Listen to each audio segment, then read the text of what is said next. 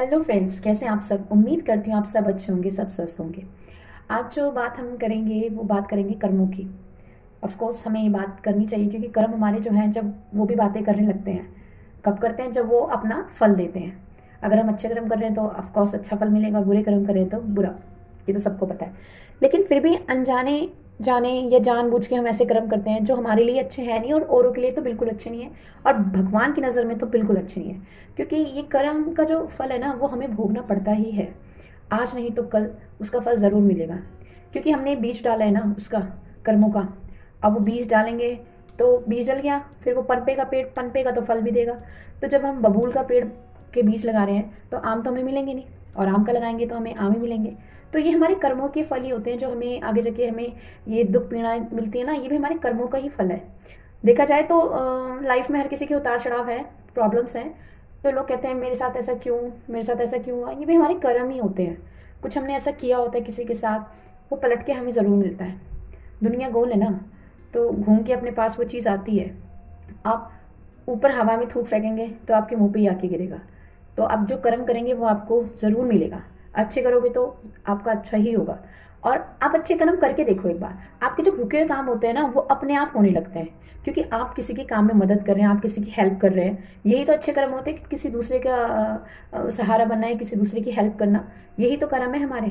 अपने पेरेंट्स की सेवा करना, अपने माँ बाप का बहुत ध्यान रखना, ये भी हमारे कर्म है। अपने फैमिली को देखना, ये भी हमारे कर्म है। हमारा हर किया हुआ कार्य हमारे कर्म में जोड़ा जाता है। और महाभारत में कर्म को बहुत अच्छे से एक्सप्लेन किया गया है कि जो इंसान भोग रहा है वो अपने कर्मों से ही भोग रहा है, किसी और चीज़ के लिए, किसी और कारण के लिए नहीं, या उसकी वजह कोई और नहीं है, आप खुद ही हैं। आपने अपने कर्म ऐसे किए हैं कि आपको वो चीज़ को लेना ही पड़ेगा। अच्छे हैं तो अच्छे, बुरे हैं तो बुरे। सिंपल सी बात है। अच्छे कर्म करेंगे तो आपके सजदे होने लग जाएंगे। आप कर्म करिए, आपके सजदे होने लग जाएंगे। और ऐसे ना हो कि आपके कर्म सिर्फ शब्दों में रह जाए, बोलों में रह जाए। कर्म जो है वो आपके कार्य में दिखना चाहिए। अगर आप कह रहे हैं मैं अच्छे कर्म करूंगा या मैं अच्छा कुछ करूंगा, तो आपके कार्य में दिखना चाहिए। ऐसा ना हो कि बस वो बोलों में ही रह जाए। अच्छे कर्म करो तो सब अच्छा है। एक कहानी मुझे याद आ रही है। एक किसान था और उसकी वाइफ थी। तो उसका एक बेटा था और एक बेटी थी। अब जो बेटी थी वो विकलांग थी, उसके दोनों पैर खराब थे। लेकिन वो दोनों मियाँ भी बहुत नेक थे, सज्जन थे, बहुत अच्छी प्रवृत्ति के थे।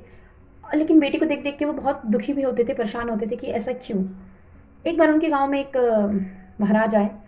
बहुत ज्ञानी थे वो, मतलब काफ़ी समझ के थे और सब कुछ जान लेते थे वो। तो उनसे जिक्र किया गया। उन्होंने पूछा कि हम ऐसे ऐसे, हमारी बेटी है, ऐसे क्यों है, हम इतने परेशान होते हैं उसे देख के, ऐसे क्यों हुआ। अब वो जो संत महात्मा जो महाराज थे वो काफ़ी पहुंचे हुए थे, तो उन्होंने आंखें बंद करी और उसके पिछले जन्मों का पूरा हिसाब किताब देख लिया। उन्होंने बताया कि पिछले जन्म में तुम और तुम्हारी बीवी और एक तुम्हारा बेटा, तुम तीन थे। तुम्हारे बेटे की शादी हुई, बहू आई। बहू तुम्हारी बहुत अच्छी थी, लेकिन तुम्हारा और तुम्हारी बीवी का उनके प्रति व्यवहार अच्छा नहीं था। बहू चुप रहती थी, सब सह लेती थी, लेकिन तुम लोगों की उसके साथ अच्छे से मतलब नहीं रहे, उसको हमेशा तंग किया, परेशान किया। तुम्हारे एक घर गाय भी थी। वो गाय की तुम बहुत देख रेख करते, बहुत ध्यान रखते, बहुत उसका ख्याल रखते। और जितना तुम गाय का ख्याल रखते थे, उतना तुम अपनी बहू को परेशान करते थे। एक दिन बहू तुम्हारी अपनी सहेली के साथ मेले में चली गई। जब वो मेले में चली गई, मेले से आई, तो तुमने और तुम्हारी बीवी ने मिलके अपनी बहू को तुमने मारा और उसकी टांगों पे डंडे मारे और उसकी एक टांग टूट गई। वो जब तक जीवित रही वो लंगड़ा के चलती रही।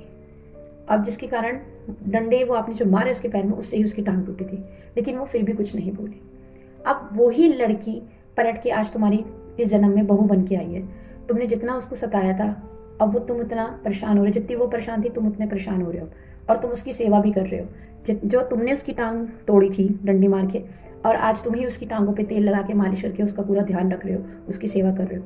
ये तुम्हारे पिछले कर्म ही थे जो तुम्हारे सामने अब आए हैं। और तुम जो इस जन्म में इतने धार्मिक प्रवृत्ति के हो, अच्छे विचारों के हो, अच्छी सोच रखते हो, तो ये जो तुमने गाय की सेवा करी थी पिछले जन्म में, ये उसका फल है।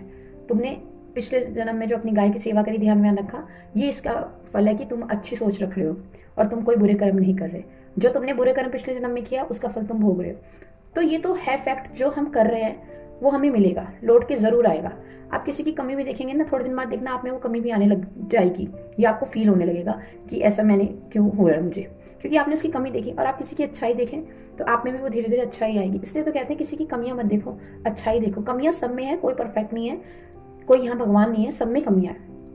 या तो इंसान भगवान में भी कमी निकाल देता है, भगवान तूने ऐसे क्यों किया, ये तूने क्यों किया, तुझे नहीं पता ना भगवान ने क्यों करा है, वो तेरे कर्मों के हिसाब से सब कुछ करा है। तो अपने कर्मों को ही अपनी परिभाषा बनानी है। अगर आप अच्छे कर्म करने हैं तो आप अच्छे हैं, कर्म ऐसे करो ना आपके जाने के बाद भी दुनिया आपको याद करे, ऐसे कर्म होने चाहिए।